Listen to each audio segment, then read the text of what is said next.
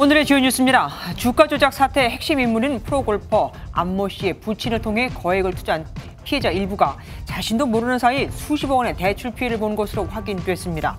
안모 씨의 부친은 MBN과의 통화에서 우리 가족도 100억 원이 넘는 빚을 졌다고 주장했습니다. 단독 보도합니다. 더불어민주당 전당대회 돈 봉투 의혹과 관련해 검찰이 당시 금품을 받은 광역단체장과 현역 의원 7명을 특정한 것으로 전해졌습니다. 검찰은 금품 살포의 핵심 인물로 꼽히는 송영길 전 대표의 보좌관 등 관계자를 무더기 소환했습니다. 단독 보도합니다. 돈 봉투 의혹에 연루된 더불어민주당 윤관석, 이성만 의원이 자진 탈당 의사를 밝혔습니다. 검찰의 압수수색으로 수사가 시작된 지 3주 만입니다. 태영호 국민의힘 의원이 긴급 기자회견을 열고 대통령실 공천 개입 의혹과 쪼개기 후원금 의혹을 모두 다 부인했습니다. 김기현 대표는 당 윤리위원회에 음성 녹음 유출 사태를 태 의원의 다른 사건들과 병합해 심사해달라고 요청했습니다. 지난달 충북 괴산에서 훈련 중인 군인을 고라니로 오인해 총을 쏜 사냥꾼이 MBN 취재 결과 무자격 사냥꾼으로 확인됐습니다. 군은 훈련 사실을 미리 알렸지만 지자체는 사냥꾼들에게 포획 금지 조치도 하지 않았습니다. 단독 보도합니다. 의사 등 13개 단체가 참여하는 보건복지의료연대가 오늘 하루 연가를 내거나 단축 진료를 하고 전국 각지에서 규탄 대회를 열었습니다. 의료연대는 대통령이 간호법 등의 거부권을 행사해 줄 것을 촉구했습니다.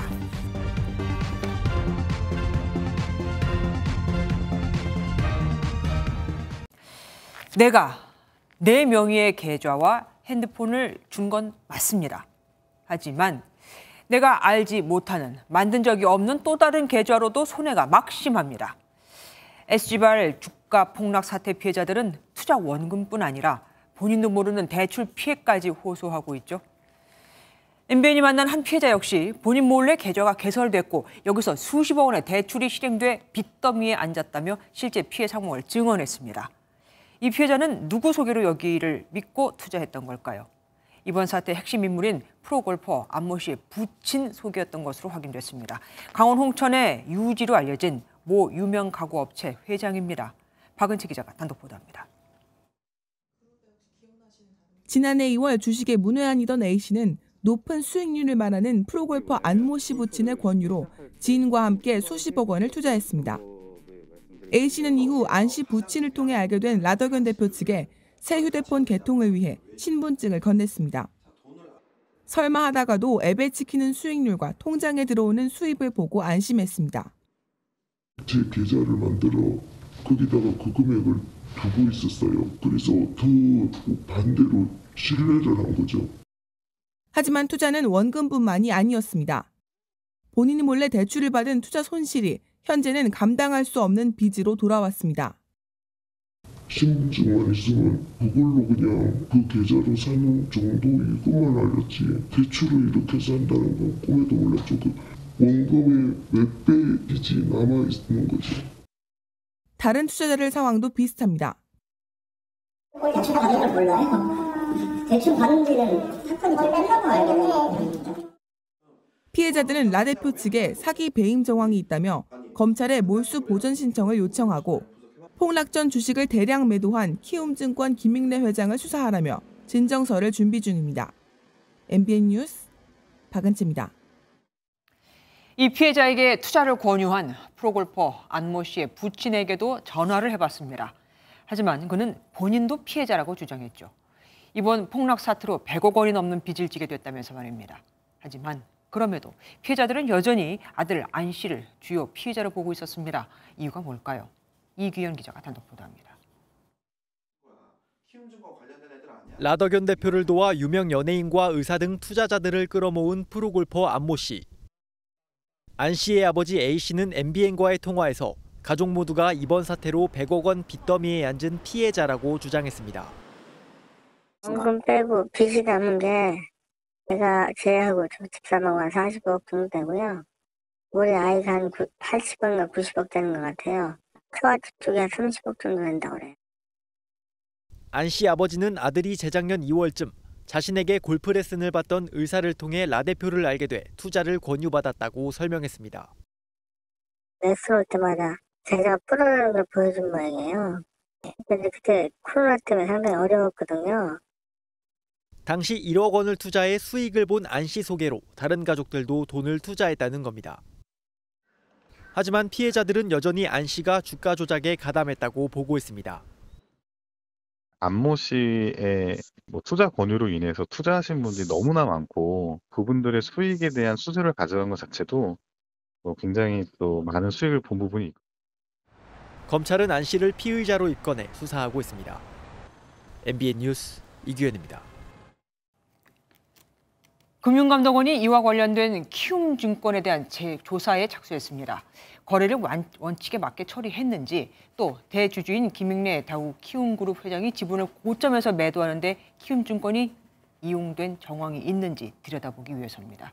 키움 측도 해명을 내놨습니다. 최은미 기자입니다. 금융감독원이 키움증권에 대한 현장 검사에 착수했습니다. 무더기 하한가 사태 당시 CFD 물량의 상당수가 키움증권에서 나온 만큼 약 2주간 거래 과정을 살피겠다는 겁니다. 이번 수시검사에서는 폭락 직전 지분을 대규모로 매도한 김익래 다우 키움그룹 회장에 대한 조사도 이뤄질 것으로 보입니다. 금감원 관계자는 김익래 회장 조사 여부에 대한 질문에 안 볼 수가 있겠느냐고 답했습니다. 김 회장은 폭락 2거래일 전에 다우데이터 지분 140만 주를 팔아 605억 원을 현금화했습니다. 자신이 등기이사로 있는 키움증권을 통해 CFD 거래 정보를 확인하고 폭락 전 이익을 취한 거 아니냐는 의혹을 받는 대목입니다. 키움증권 하면 대표적으로 개인 투자자들이 키워준 증권사인데요. 개인 투자자가 키웠는데 개인 투자자를 배신한다, 이런 볼멘 목소리가. 이에 대해 키움증권은 김 회장의 거래 명세서와 잔고를 공개하고 라더견 투자자문사 대표가 주장한 공매도 의혹은 허위라고 반박했습니다. 키움 측은 4월 초부터 김 회장 주식 매각이 진행됐고 폭락 사태 직전 거래가 성사된 건 매각 일정에 따른 우연의 일치라고 강조했습니다. 사실을 다 임해서 저희가 관련이 없다는 걸 밝혀야겠죠. 특검에 임하는 자세는 잘 협조를 하는 거고요. 금감원은 키움증권에 대한 검사를 마친 후 다른 증권사에 대한 검사 여부도 결정할 예정입니다. MBN 뉴스 최은미입니다. 오늘은 MBN 단독 보도가 많네요. 이번엔 전당대회 돈 봉투 살포 의혹 소식입니다. 그동안 돈을 줬다는 녹취는 있었는데 돈을 받았다는 사람은 없었죠. 검찰이 금품을 수수한 이들의 명단을 일부 특정한 것으로 전해졌습니다. 이 중엔 현역 의원 6명의 광역 단체장까지도 포함된 것으로 알려져 파장이 예상됩니다. 이상엽 기자가 단독 보도합니다. 검찰이 압수물과 이정근 전 사무부총장 녹취록 등을 분석해 돈을 받은 현역 국회의원과 광역단체장을 특정한 것으로 전해졌습니다. 검찰이 현재까지 특정한 인원은 모두 7명으로 광역단체장 1명과 경기도와 인천, 호남권 등의 지역구를 둔 현역 의원 6명인 것으로 알려졌습니다. 검찰은 민주당 현역 의원들이 얼마나 돈봉투 살포에 관여했는지 알기 위해 관련자들을 줄줄이 소환하고 있습니다. 송영길 전 민주당 대표의 전직 보좌관 박모 씨와 돈봉투 사건에 관여한 의혹을 받고 있는 지역 본부장과 인천시 의원도 검찰에 출석했습니다. 2021년 5월 전당대회 당시 캠프 실무를 총괄했던 박 전 보좌관은 현역 의원 10여 명과 대의원 수십 명에게 돈봉투가 살포되는 과정에 개입한 혐의를 받고 있습니다. 돈봉투 전달하신 혐의는 아예 부인하시는 거예요? 네, 그렇습니다. 저는 성실하게 얘기하겠습니다. 검찰 안팎에서는 현역 의원들의 명단이 특정되고 있는 만큼 소환도 임박했다는 관측이 나옵니다. MBN 뉴스 이상엽입니다. 어제 자진 출석했다가 불발된 송영길 전 대표는 기자회견에서 휴대전화를 압수수색 당한 다음 날 제출했다고 밝혔었습니다. 보통 검찰은 압수수색을 할 때 휴대전화부터 압수를 하는데 이날 송 전 대표는 집에 없었고 그래서 그 다음 날 휴대전화를 제출했다 이거죠. 그런데 이 휴대전화는 이미 초기화한 상태였습니다. 송 전 대표 측은 이번 사건의 스모킹건이 되고 있는 이정근 녹취록의 증거 효력에도 의문을 품고 있습니다. 심가영 기자가 보도합니다. 송영길 전 대표는 지난달 29일 주거지 압수수색이 진행된 다음 날 검찰에 자신의 휴대전화를 제출한 것으로 전해졌습니다. 그런데 휴대전화는 초기화돼 연락처나 통화 내역, 문자 등이 모두 지워진 상태였던 것으로 확인됐습니다. 변호인 측은 헌법상 피의자의 방어권은 수백 년간 피 흘려 지킨 민주주의의 기본이라는 입장을 내놨습니다. 이에 대해 검찰 관계자는 송 전 대표의 어제 자진 출두와 휴대전화 제출 등이 당사자가 언급한 진정한 의미의 수사 협조인지 모르겠다고 전했습니다. 또 송 전 대표는 이정근 녹취록에 대해 진술 내용이 대부분 전원, 즉 간접 진술 형태여서 법정에서 증거 능력 자체가 없다는 입장인 것으로 알려졌습니다. 이정근 씨의 신빙성 없는 녹취록은 증거 능력도 부족하고 이에 대해 검찰은 법원의 영장 등으로 적법성을 점검받으며 취득한 증거라며 수사에 대한 근거 없는 비난이라고 맞섰습니다. 검찰은 송 전 대표를 비롯한 이번 수사 관련자들의 증거인멸 우려가 커지고 있다고 보고 수사에 속도를 낼 것으로 보입니다. MBN 뉴스 심가현입니다. 전당대회 돈 봉투 의혹으로 송영길 전 대표는 탈당을 했는데 녹취에 직접 등장하는 윤관석, 이성만 의원은 뭐냐 말이 많았죠. 결국 두 사람 모두 선당 후사를 외치며 결국 탈당했습니다. 하지만 의결을 해야 할 때는 무소속 의원으로서 민주당 쪽에 표를 던지겠죠. 이렇게 탈당을 하는 게 의원들에게 어떤 특별한 불이익이 있는 건지 모르겠다는 시선도 많습니다. 국민의힘은 몸통은 남겨둔 채 꼬리만 자른 것이라며 비판했습니다. 김태림 기자입니다. 돈봉투 사건에 연루된 의혹을 받는 더불어민주당 윤관석 의원과 이성만 의원이 탈당했습니다. 관련 의혹으로 검찰의 압수수색을 받은 지 3주 만입니다. 두 의원은 물의를 일으켜 죄송하다며 선당 후사를 강조했습니다.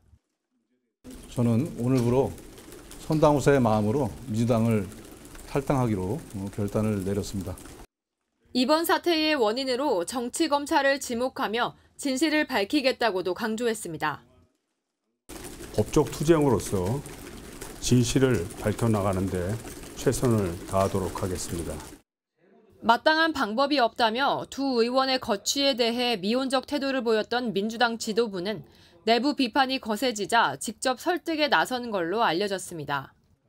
취임 후 첫 의원총회를 연 박광원 원내대표는 의원들을 대신해 고개를 숙였습니다.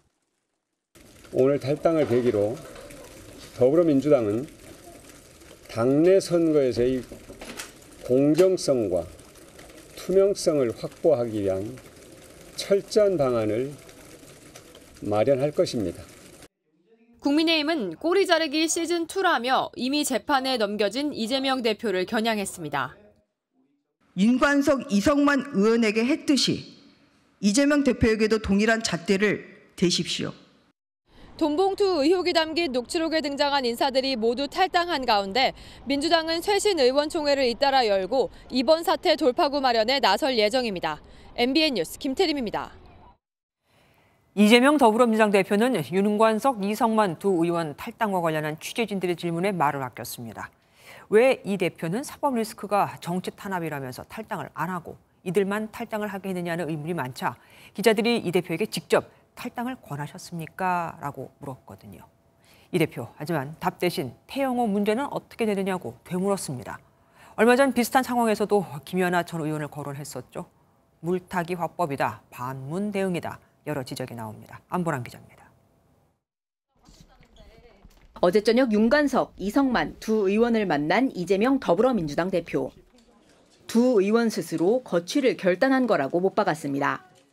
윤관석, 이성만 의원 자진 탈당했는데 이분이 직접 설득하시게 만들까요? 본인들이 결단하신 겁니다. 그런데 질문이 이어지자 뜬금없이 국민의힘 태영호 의원 얘기를 꺼냅니다. 우리 태영호 의원의 그 녹취 문제는 어떻게 돼갑니까? 그 명백한 범죄 행위로 보이시던데. 이어진 질문에도 태영호 사건을 검찰이 수사를 한다고 하더냐면서 의무적 수사 사항이라고 강조했습니다. 이 대표는 앞서 돈봉투 의혹 관련 송영길 전 대표 기자회견에 대해 묻자 이렇게 응수하기도 했습니다. 이번 기자회견 좀 어떻게 보셨나요? 김연아 의원은 어떻게 돼가고 있어요? 몰라요?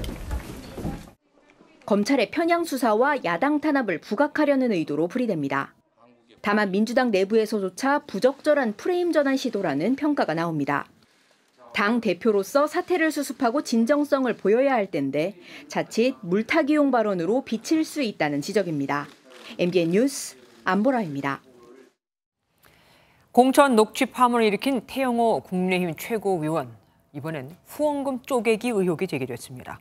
당사자는 태영호 죽이기라며 반발했지만 당 지도부는 최고위원들이 일으키는 연이은 논란에 강도 높은 징계를 예고했습니다. 유호정 기자입니다. 국민의힘 태영호 최고위원이 지난해 지방선거 전후로 자신의 지역구에서 당선된 기초의원과 의원의 가족, 지인 명의로 쪼개기 후원금을 받았다는 의혹이 한 언론 보도로 제기됐습니다. 이진복 대통령실 정무수석이 공천을 언급했다는 녹취록이 공개된 지 이틀 만에 새 의혹이 불거진 겁니다. 태 최고위원은 의혹을 모두 일축했습니다. 너무나도 황당하여 말이 나가지 않습니다. 후원금 모금과 관련하여서는 단 하나의 오점이 없이 당당하다는 것을 이 자리에서 밝힙니다. 이진복 정무수석과의 대화도 자신이 과장했을 뿐이라고 거듭 부인하며 최고위원직 사퇴도 거부했습니다. 태영호 죽이기는 더욱 거세질 것입니다. 그러나 저는 절대 굴복하지 않을 것입니다. 당 지도부는 수습에 나섰습니다. 김기현 대표는 당 윤리위에 녹취록 사퇴도 태 의원의 징계 사유에 포함시켜달라고 공식 요청하고 내일 예정된 최고위원 회의도 개최하지 않기로 했습니다. 정무수석이 하지 않은 말을 한 것처럼 본인이 과장해서 표현한 것이 불필요한 오해를 일으켜서 그 때문에 상당한 부담을 당해주게 되었다. 윤리위가 긴급 회의를 열고 태 최고위원의 징계 사유를 병합해 당초 예정됐던 오는 8일 회의에서 소명을 듣겠다고 결정한 가운데 태 최고위원이 당원권 정지 이상의 중징계를 피하기 어려울 거란 전망이 나옵니다. MBN 뉴스 유호정입니다.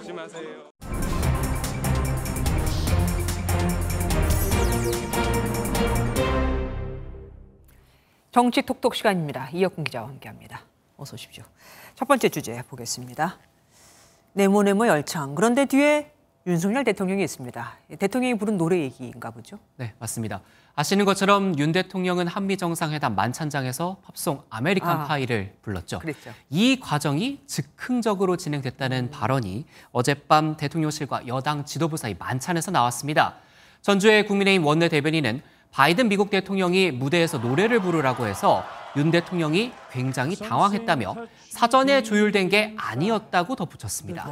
야당에서 말하는 것과 많이 다르네요. 야당에서는 그 노래를 부를 게 아니었으면 어떻게 그 노래를 부른 가수가 썼던 기타를 선물할 수 있냐 이렇게 의문을 제기했었잖아요. 네, 맞습니다. 좀 짚어보면요. 앞서 민주당에선 사전에 철저히 조율한 것으로 보인다는 주장이 나왔습니다. 한번 들어보시죠. 저 노래 잠시 부르려고 한 10시간 정도 연습했을 겁니다. 다 기획되고 프로그래밍이 돼 있는 것을 그대로. 하지만 어제 만찬장에선 윤 대통령이 아메리칸 파이를 부른 맥클레인의 기타를 주기로 돼 있어서 올라갔는데 노래를 시켜서 당황했다는 뒷이야기가 나왔습니다. 예, 다음 주제 보겠습니다. 숯불 불고기. 이건 지금 굉장히 배고파집니다. 누가 말한 겁니까? 마찬가지로 윤 대통령이 어제 당정 만찬장에서 언급한 것으로 알려졌습니다.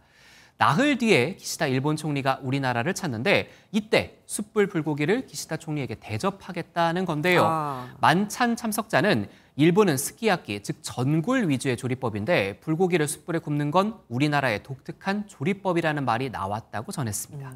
정상들이 오면 우리가 가도 그렇고 메뉴에 상당히 관심이 쏠리잖아요. 이전에 다른 일본 총리가 왔을 때는 어떤 게 나왔었습니까? 한일 두 나라 사이 셔틀 외교는 12년 만입니다. 12년 전 우리나라를 찾았던 건 노다 전 일본 총리인데요. 당시 노다 전 총리는 후식으로 특별히 추어탕을 주문했습니다. 노다 전 총리는 촌스럽더라도 국민을 위해 땀을 흘리는 미꾸라지 정치를 하겠다는 연설로 인기를 얻으면서 별명이 미꾸라지 총리이기도 했죠. 기시다 총리도 이번 방한 때 자신의 정치적 입지를 다지거나 메시지를 담은 메뉴를 주문할 가능성이 제기가 됩니다. 식사 이야기가 나와서 말인데 말이죠. 어제 저녁 윤 대통령이 문재인 전 대통령의 이른바 혼밥 얘기도 했다면서요. 네, 지난 2017년 문 전 대통령의 중국 국빈 방문 때 있던 일을 언급한 건데요. 어제 만찬 참석자는 윤 대통령이 문 전 대통령의 혼밥을 언급하면서 국비를 초청해놓고 8끼나 혼자 밥을 먹게 하는 건 외교적 결례라는 취지로 이야기했다고 전했습니다. 네, 기시다 총리의 메뉴가 불고기가 될지 다른 게 될지 좀 두고 봐야겠습니다. 마지막 주제 보겠습니다. 독도에 간 야당 의원 누굽니까? 네, 민주당의 전용기 의원입니다. 어제 전 의원이 독도 땅을 밟았는데요. 방문 취지를 직접 한번 들어보시죠. 독도에 입도해서 독도가 대한민국 땅이라는 것을 입증해내고 그리고 그것을 세계인들에게 널리 알릴 수 있는 기회가 됐습니다. 웰컴 투 독도! 반응이 나왔습니까? 항의가 들어왔습니다. 일본 외무성은 한국 국회의원 한 명이 독도에 상륙한 것으로 밝혀졌다면서 매우 유감이고 외교 경로를 통해 강력 항의했다고 밝혔습니다. 여기에 민주당은 당 차원에서 반발했습니다. 대한민국 국민이 대한민국 고유 영토를 방문할 때 일본 정부의 허락이 필요합니까? 도대체 무엇을 받아들일 수 없다는 것입니까? 그런데 일본은 우리나라 국회의원이 거의 독도 땅을 밟자마자 이렇게 반응을 내놨습니다. 그러면 우리 측을 계속해서 살펴보고 있다 이겁니까? 일본 언론이 특히 독도 문제에 관심이 많은 상황입니다. 전영기 의원실 보좌진은 일본의 통신사 교도통신이 가장 먼저 독도 일정을 물어왔다고 전했습니다. 전 의원은 앞서 지난달 28일 독도에 가려다 파도가 높아서 가지 못했는데요. 이 사실을 발빠르게 보도한 것도 일본 아사히 TV였습니다. 네, 이번 주말에 기시다 총리가 왔을 때 이런 문제, 독도 문제도 언급이 될지도 두고 봐야겠습니다. 지금까지 이혁근 기자와 함께했습니다. 감사원 감사를 받는 전현희 국민권익위원장이 감사 시작 9개월 만에 처음으로 감사원에 출석했습니다. 이번에도 피켓 시위를 벌인 전 위원장은 감사원을 향해 땅 끝에 주저앉아 있다며 강한 어조로 중립성 훼손을 주장했습니다.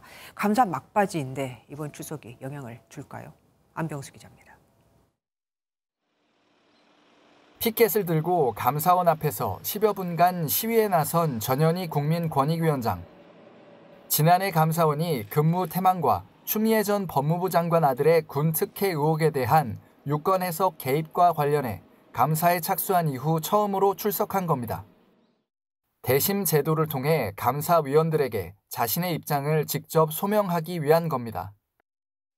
지금 땅끝에 주저앉은 정치적 중립기관이 있고 또 헌법기관인 감사원이 더 이상 이러한 정치적 감사나 이런 직권남용 감사를 하지 않고 앞서 전 위원장은 문재인 정부 인사들에 대한 표적 감사 의혹을 제기하면서 최재해 감사원장 등을 공수처에 고발했습니다. 대심에 배석하는 최 원장이 자신과 관계된 이해 당사자라며 기피 신청을 했지만 받아들여지지 않았습니다. 감사원은 전현희 권익위원장의 소명을 들은 만큼 감사 보고서 작성에 속도를 낼 것으로 관측됩니다. 그러나 표적감사와 관련한 공수처 고발건을 두고는 양측의 장외 신경전이 지속될 전망입니다. MBN 뉴스 안병수입니다. 한일 정상회담을 나흘 앞두고 일본의 안보수장이 방한해 윤석열 대통령을 접견했습니다. 정상끼리 만나기 전 의제 조율 등을 하기 위해서겠죠. 일본에서는 먼저 손 내민 윤 대통령을 기시다 총리가 도와야 한다는 여론이 일고 있는데 이번엔 일본이 아쉬운 점도 있긴 합니다. 한미 핵협의 그룹에 동참하고 싶어하고 있거든요. 황정 기자가 보도합니다. 윤석열 대통령이 일본 안보수장으로는 9년 만에 1박 2일 일정으로 방한한 아키바 다케오 일본 국가안전보장국장을 접견했습니다. 아키바 국장은 윤 대통령 결단에 조금이나마 보답하는 마음으로 답방하게 됐다는 기시다 총리의 메시지를 전달했습니다. 이렇듯 일본에서는 손 내민 윤 대통령을 도와야 한다는 여론이 일고 있는데 우익 성향 산케이 신문이 윤 대통령을 지원할 필요가 있다는 일본 정부 관계자 발언을 보도할 정도입니다. 한미 핵협의 그룹에 동참하는 것이 일본 목표인 만큼 이번 방안에서 1998년 김대중 오부치 선언처럼 반성과 사과까지 표현할지도 주목되는 상황. 그러나 자국 보수층을 고려해야 하는 만큼 가능성은 작아 보인다는 전망입니다. 정상회담을 나흘 앞두고 윤 대통령은 한일을 포함한 아시아 국가의 협력을 강조했습니다.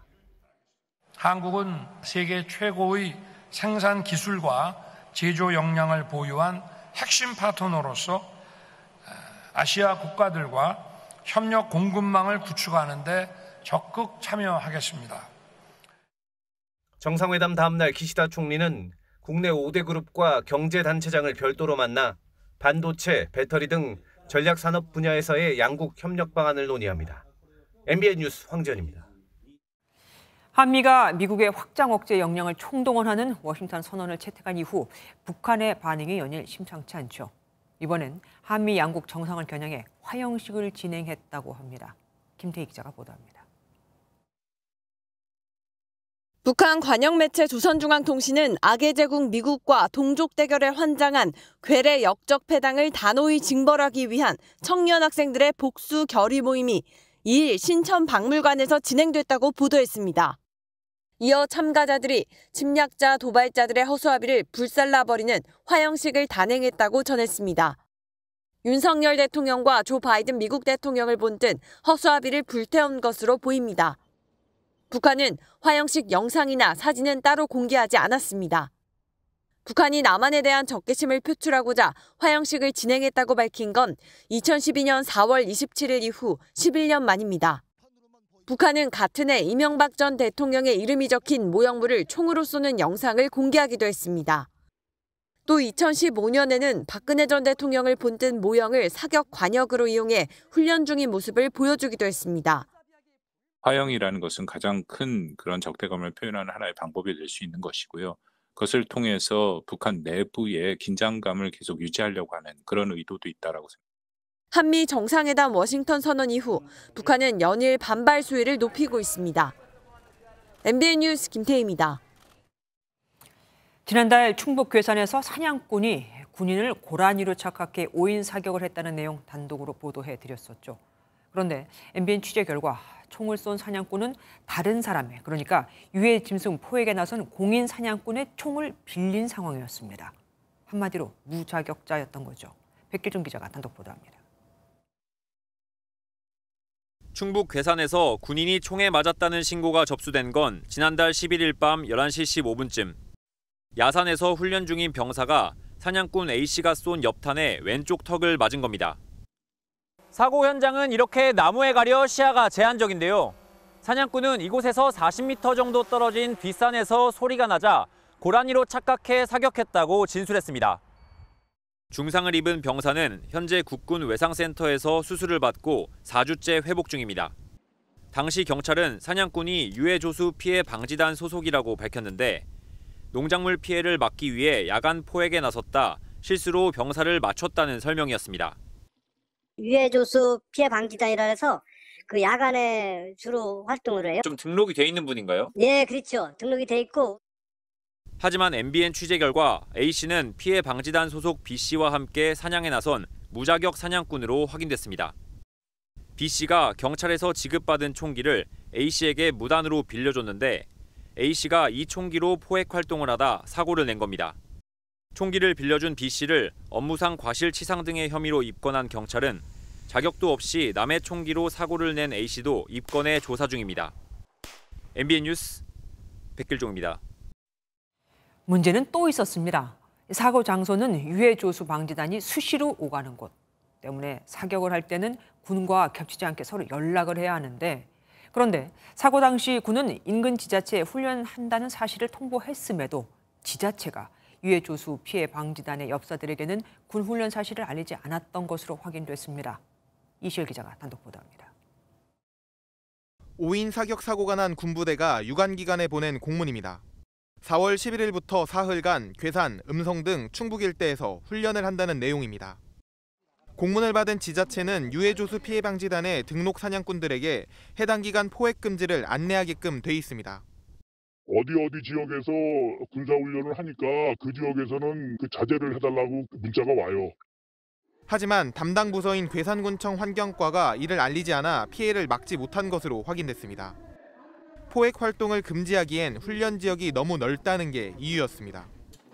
지역이 청천면 특정되어 있는 게 아니라 출입 활동을 하지 마라 이렇게 안내하기 어려웠던 부분인가요? 네, 특정 지역이 아니라 저희가 뭐 어떻게 말 전해드리기도 좀 돼지열병 수색은 빠짐없이 공지했지만 군 훈련은 대수롭지 않게 여긴 겁니다. 환경부에서 뭐 수색 작업 같은 거 하면은 금지해달라고 할 때 문제를 보여드리거든요. 근데 군부대에서는 기억이 잘 없네요. 괴산군과 함께 훈련 지역에 포함됐던 음성군 환경과는 훈련 사실조차 몰랐을 정도로 군청 부서 간 공문 전달이 제대로 이뤄지지 않았습니다. 그 수렵인들 관리하는 팀인데 그쪽에도 토스가 됐나요? 잠깐만요. 지금 환경과에 나간 건 없거든요. 이번 안전사고도 사실상 지자체의 안일한 대응 탓이란 비판이 나오고 있습니다. MBN 뉴스 이시열입니다. 의사와 간호조무사 등 의료연대가 간호법 국회 통과에 반대하며 오늘 1차 부분 파업에 들어갔습니다. 전국 각지에서 집회도 열었는데요. 현장에 취재기자 나가 있습니다. 전남주 기자, 의료연대가 요구하는 건 그러니까 대통령의 거부권입니까?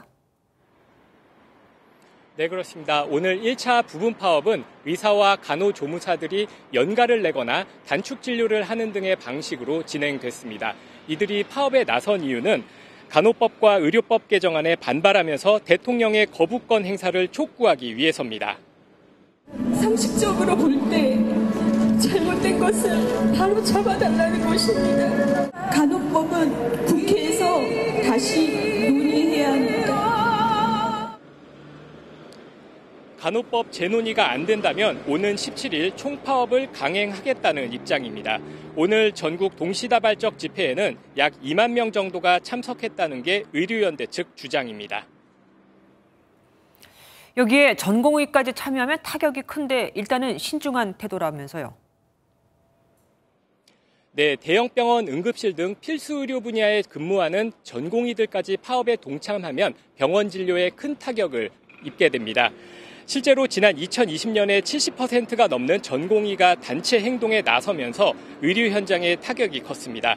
대한전공의협의회는 의료연대 투쟁에 원칙적으로 협조하지만 24시간 이상 연속 근무하는 전공의 특성상 당장 집단적으로 투쟁에 동참하지는 않는다고 밝힌 바 있습니다. 하지만 일방적인 법안 통과와 정책 추진에는 단체 행동이 불가피할 것이라는 입장을 분명히 밝혔습니다. 지금까지 의료연대 파업 현장에서 MBN 뉴스 전남주입니다. 이렇게 의료연대의 첫 부분 파업이 진행됐지만 동네 병원 대부분이 정상 운영돼 현장에 큰 혼란은 없었습니다.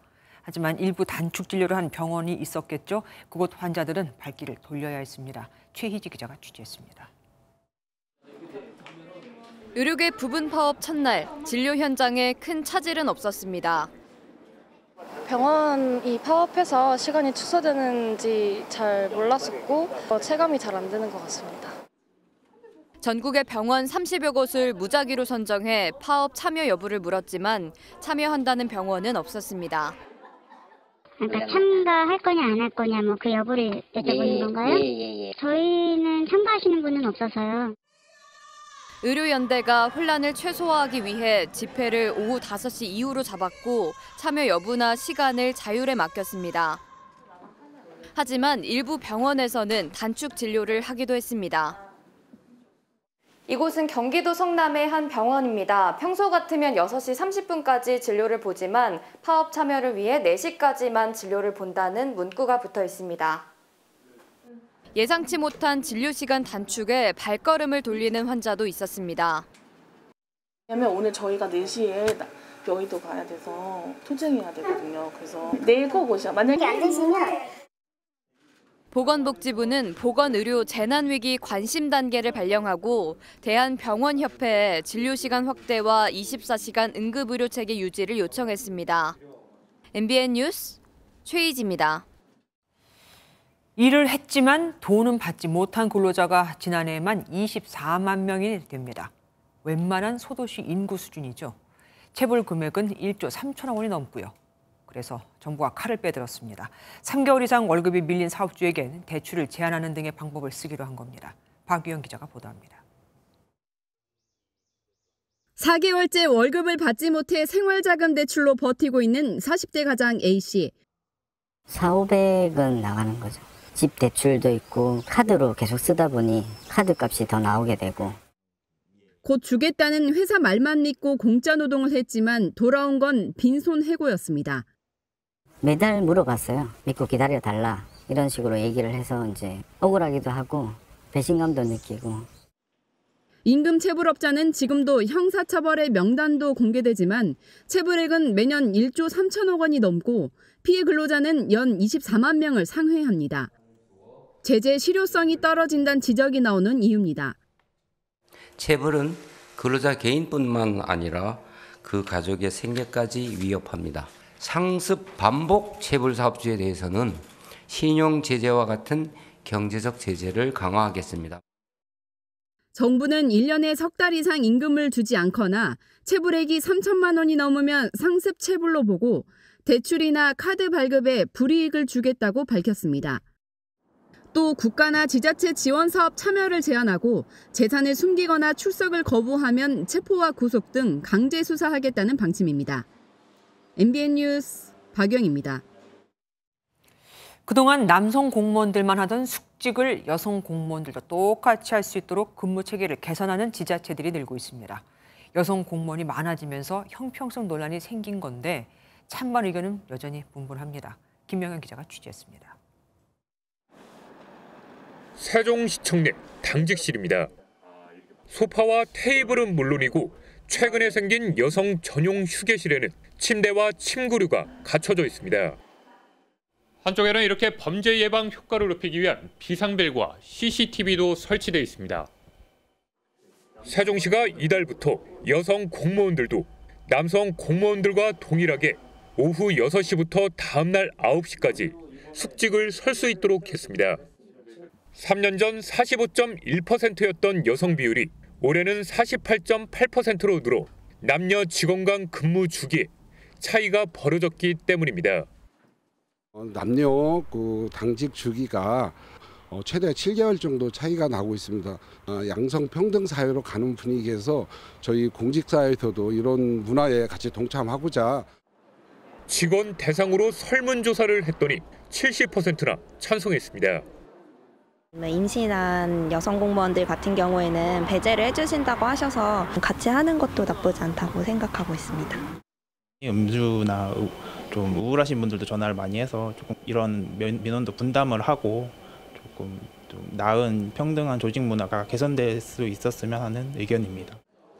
임신 중이거나 출산 후 1년 미만인 여성 직원은 야간 당직에서 제외되지만 육아도 배려해야 한다는 목소리가 나옵니다. 저는 지네부부랑 평일에 애아빠가 없거든요. 애가 있는데 그러면 부담이 되죠. 서울시와 인천시, 대구시 등 여성 공무원 숙직을 시행하는 지자체가 늘고 있지만 가사나 육아의 부담을 고려한 보완책이 필요하다는 지적은 여전합니다. MBN 뉴스 김영현입니다.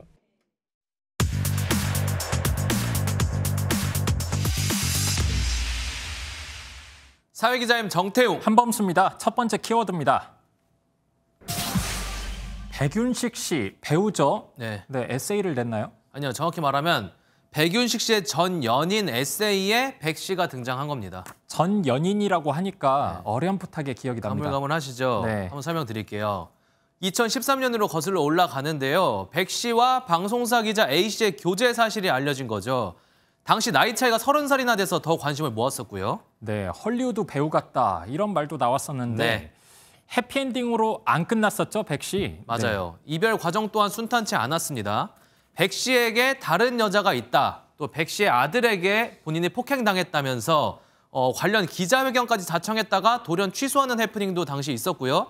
결국 백 씨가 손해배상 소송을 제기하자 사과하면서 당시 사태는 일단락 됐었죠. 이렇게 소송까지 가니까 연예 뉴스가 사회 뉴스까지 됐었어요. 네, 맞습니다. 그런데 이번에 에세이를 내면서 다시 문제가 불거진 것 같아요. 네, 다시 백 씨가 소환된 거죠. 지난해 A 씨가 백 씨와의 만남부터 이별까지를 담은 이 자서전을 출간한 건데요. 아무래도 백 씨의 사생활이 좀 포함돼 있다 보니까 당시 문제가 됐던 거죠. 결국 백 씨는 과거 화해 과정에서 자신의 얘기를 하지 않기로 합의했었다면서 출판을 금지해달라는 소송을 제기합니다. 아까 키워드가 백윤식 에세이 폐기하라 이거였잖아요. 네. 결국 폐기가 됐나 봐요. 맞습니다. 선고가 오늘 있었고요. 재판부는 문제가 되는 일부 내용들을 삭제하지 않고서는 판매해서는 안 된다면서 또한 이미 출판된 서적도 회수해서 폐기하라고 판단했습니다. 뭐 사실상 백 씨의 손을 들어준 거죠. 10년 전 만남이 좋은 추억이 아니라 악연으로 남았습니다. 보기 좋지 않습니다. 안타깝습니다. 그렇습니다. 네, 다음 키워드 보겠습니다.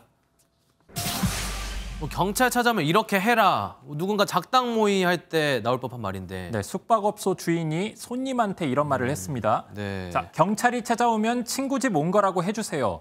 이렇게 모의했다고 하고요. 영상 일단 볼까요? 네, 보면은 일단 서울 홍대 입구역 주변이라고 나오죠. 네. 형태 봐서는 그냥 오피스텔 건물 같아요. 맞습니다. 일부 호실이 그런데 에어비앤비 그러니까 숙박 공유시설로 사용되고 있었습니다. 오피스텔은 주택이 아니거든요. 원래 숙박업소로 등록 못합니다. 코로나 터지고 나서는 줄었는데 요즘엔 조금 는 것 같아요. 외국인이 많이 찾는 관광지다 보니까 다른 오피스텔 건물들 역시 불법 숙소로 활용되고 있습니다. 경찰이 단속해보니까 한 달 동안 305건 더 나왔습니다. 건축물을 불법 증축해서 숙박업소로 활용하고 20개 넘는 호실을 마치 작은 호텔 운영하듯이 쓰고 있는 업주도 있었습니다. 숫자로 봐선 많이 잡아내긴 했습니다. 하지만 드러난 건 빙산의 일각일 것 같단 말이죠. 네, 이미 잡힌 업주들조차 잠깐 눈치 보다가 다시 영업하고 있습니다. 잡히면 벌금 묻니다. 그런데 코로나 끝나고 여행객 밀어 닥치는 마당에 이 정도는 대수롭지 않다는 거죠. 손님 더 받으면 된다, 이런 생각인 겁니다. 네, 문제네요. 미신고 업소니까 당연히 위생, 소방시설 제대로 안 돼 있을 거고요. 네, 그것도 문제고요. 불법 촬영과 같이 범죄 문제에도 취약하다고 합니다. 훨씬 더 많을 수도 있겠죠. 등록된 숙박업소 모텔이나 이런 데 있는데. 업주들의 단속 회피 요령도 생기고 있습니다. 손님한테 단속은 경찰한테 문 열어주지 마세요, 이렇게 당부하기도 하고 순찰차 주차 방해할 때도 있었습니다. 그런데 궁금한 게 이런 손님들은 몰랐던 거예요? 대부분은 몰랐고요. 또 처벌 대상이 아니어서 희미하게 아는 상태로 그냥 넘어간 손님들도 있었습니다. 네, 이게 참 에어비앤비라고 해서 무조건 합법업소는 아니라는 점 다시 한번 손님들 꼭 알아둬야 할 것 같습니다. 여기까지 하겠습니다. 사회기자 M이었습니다. 전세 사기가 전국적으로 확산하면서 빌라는 요즘 전세 수요가 완전히 끊겼습니다. 아파트보다 전세가율이 많이 높은 편이거든요. 이번 달부터는 전세 보증금 반환보험 가입 요건도 더 깐깐해지면서 빌라로 전세 대신 보증금을 뜯길 염려가 적은 월세로 가거나 아예 소형 아파트에서 전세를 얻는 겁니다. 최윤영 기자가 취재했습니다. 서울에서 전세 사기 피해가 가장 많이 접수된 강서구 화곡동. 전세 사기와 깡통 전세 위험에 빌라는 나가려는 사람만 있고 찾는 사람이 거의 없습니다. 지금 거의 그냥 없어. 사는 자체가 다니질 않아요. 실제 지난달 서울의 빌라 전세 거래는 4,000건, 1년 전 8,000건에 비해 절반 수준으로 떨어진 건데 앞으로가 더 문제입니다. 이번 달부터 전세금이 공시가격의 126%를 넘으면 반환보증에 가입할 수 없도록 강화됐는데 공시가격까지 작년보다 18%나 내려갔기 때문입니다. 임차인이 반환보증에 들려면 집주인이 전세금을 내려야 한다는 건데 자금 여력이 부족한 집주인들로서는 고민이 될 수밖에 없습니다. 빌라는 보증보험을 가입해야 안전할 텐데 금액이 낮아지면 수요가 줄어서 역전세난이 가중될 텐데요. 이렇게 되면 거래 가뭄이 좀 더 심해질 것으로 예상이 됩니다. 불안감이 커지다 보니 전세 세입자는 빌라 대신 소형 아파트로 또는 월세로 옮겨가고 있습니다. 빌라촌 인근의 이 아파트는 전용 면적 33제곱미터 전셋값이 최근 1억 4천만 원 선까지 낮아지면서 빠르게 거래가 늘고 있습니다. 금액이 맞으면 조금 하시는데 그리고 좀 빠졌어요. 그렇게 빌라 수요가 좀 와가지고.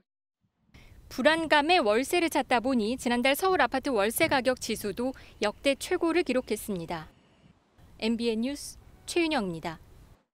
여야가 국회 국토교통위원회 법안 소위를 열고 전세 사기 피해 지원을 위한 특별법에 대해 논의했지만 합의 처리가 또 불발됐습니다. 피해자 요건과 보증금 반환 채권 매입 여부 등 쟁점을 둘러싼 여야 간 대립이 이어지면서 당초 계획했던 이번 주 내 본회의 처리도 무산됐습니다. 오늘 서울만 해도 한낮 최고 기온이 26도까지 오르며 화창하다를 넘어 덥다 소리가 나올 지경이었죠. 그래서일까요? 야외 활동이 증가하면서 관련 제품도 매출이 뛰고 있습니다. 또 벌써부터 에어컨, 선풍기 등 좀 이르다 싶은 제품도 수요가 늘고 있다고 합니다. 이현지 기자가 보도합니다. 햇볕이 강하게 내리쬐는 오후. 부쩍 가벼워진 옷차림으로 삼삼오오 산책하는 시민들부터 물에 발을 담그고 장난치는 아이들까지 도심 하천은 야외 활동을 즐기는 사람들로 북적거립니다.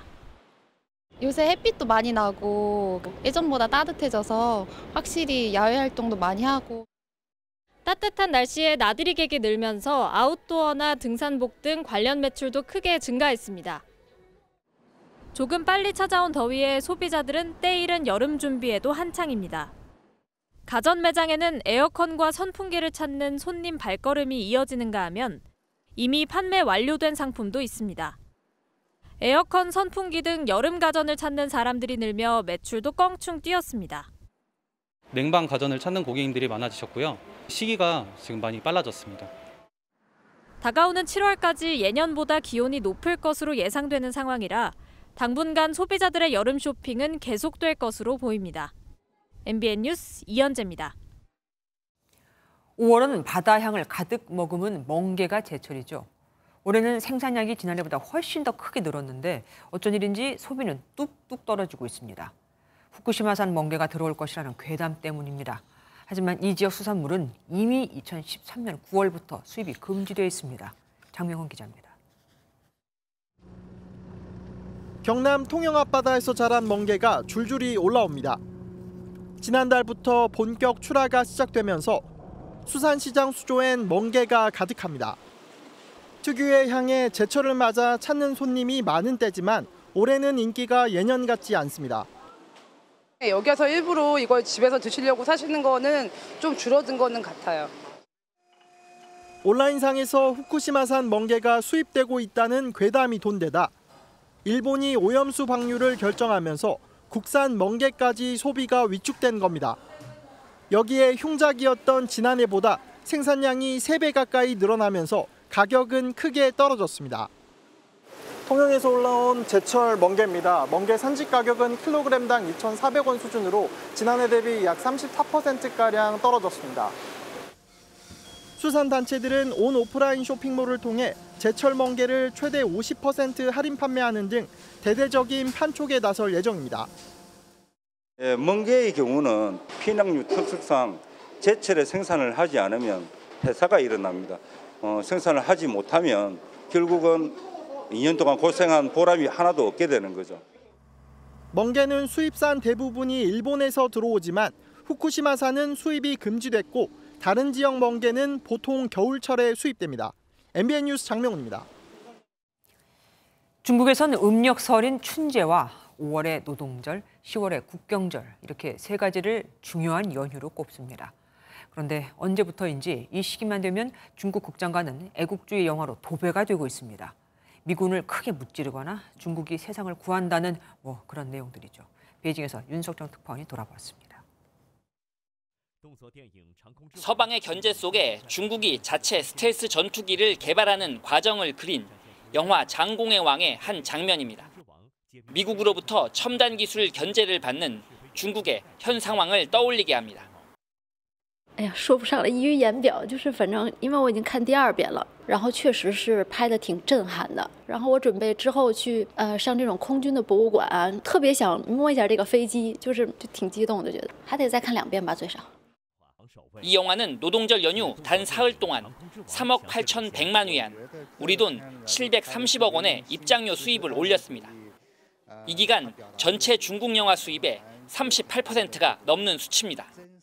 首先呢是长空之王，然后在今天的话，我们排片的话是在占比的27%，其次是人生路不熟，占比是在23%。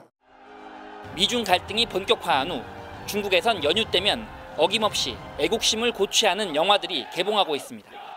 2021년 국경절엔 장진호, 지난해 춘제엔 장진호의 속편을 선보였고 올해 춘제엔 만강홍을 내놓으며 흥행몰이를 했습니다.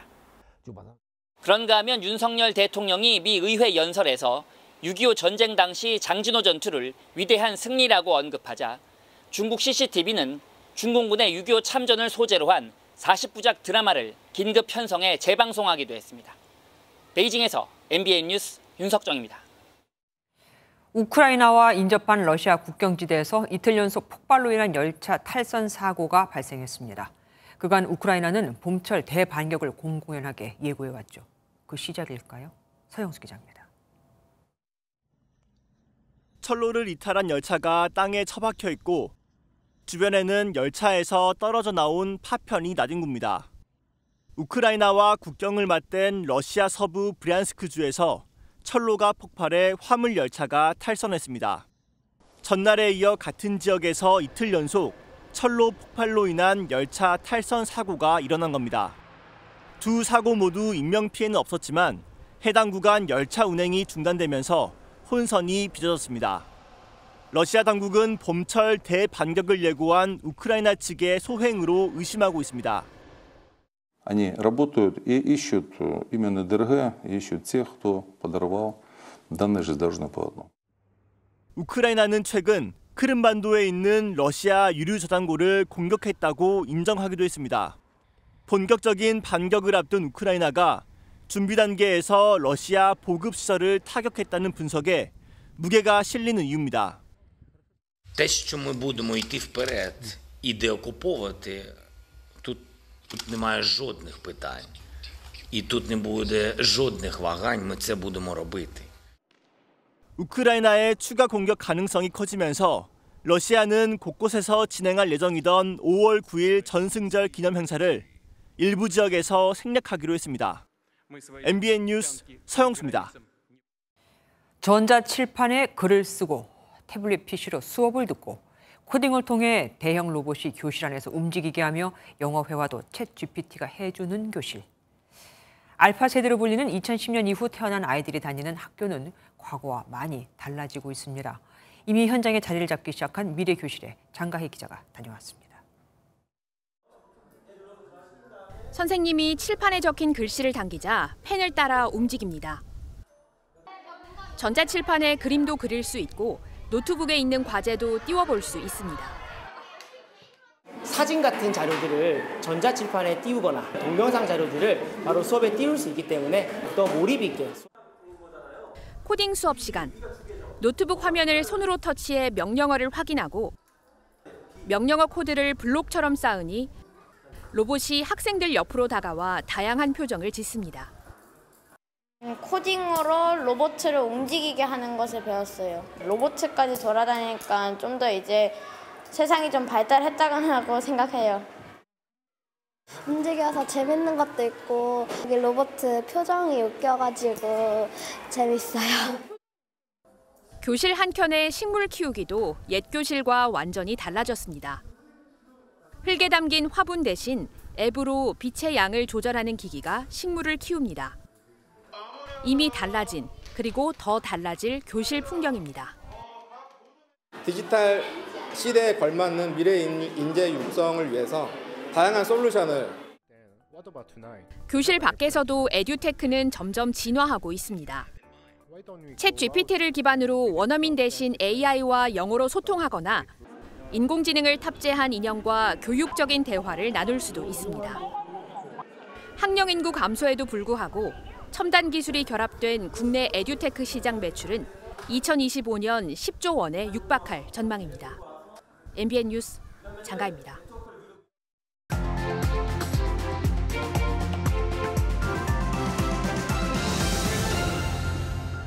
서양화는 베끼는 게 어렵고 동양화는 살리는 게 어렵고. 미술품 복제 사기극을 다룬 영화 인사동 스캔들입니다. 최첨단 보건실과 허름한 위작 공장, 또 작물을 거래하는 과정을 담았는데 여기서 미술 암시장계의 큰 손은 원작을 빼돌리려다가 위작과 구별을 못해 자기 꾀에 자기가 넘어갑니다. 그런데 이런 미술품 복제는 영화 속 얘기만이 아닙니다. 위작이거나 가품일 가능성들이 있는 작품들이 꽤 있죠. 사실은 저한테 직접 와서 문제 제기된 경우도 있었습니다. 2021년 12월에 저한테 그런 민원을 제기하신 분이 있었습니다. 2년 전부터 위작 의혹이 일었던 긍석 김진만의 매화가 열흘 전 위작으로 판명됐습니다. 이 작품은 대구미술관이 2017년 1,000만 원을 주고 산 겁니다. 위작 논란이 제기된 또 다른 석점도 1, 2차 감정 결과가 달라 3차 감정을 검토 중이죠. 대구미술관은 혈세가 투입되는 시립미술관입니다. 작품 구매비로 연간 약 15억 원에서 18억 원 정도를 씁니다. 그런데 위작을 그 돈 주고 사다니요. 김태우 대구시 의원에 따르면 매화의 경우 아예 낙관 자체가 달랐습니다. 게다가 정교하게 제작된 작품도 아니어서 비전문가도 의심할 만한 수준이었다고 합니다. 미술품의 진위는 안료 분석 같은 과학 감정, 전문가 안목 감정, 또 출처와 작가의 의견을 듣고 가려냈는데 대구미술관은 이런 절차를 거치긴 한 걸까요? 했어도 문제고 안 했다면 그럼 거기 썼어야 할 비용들은 다 어디로 간 걸까요?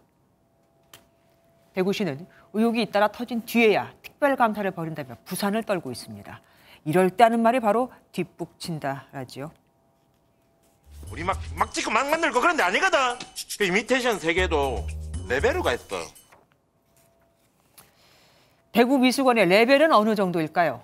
설마 수준도 안 되는 사람들이 예술을 논하고 있는 건 전문가인 척 국민의 혈세로 녹을 받고 있는 건 아니겠죠? 위작은 구별 못하면서 국민의 눈은 가리려고 하다니 나쁜 쪽으로만 이 눈이 발달을 하셨나 봅니다. 김주아의 그런데 오늘은 혈세로 가짜를 사다니 였습니다.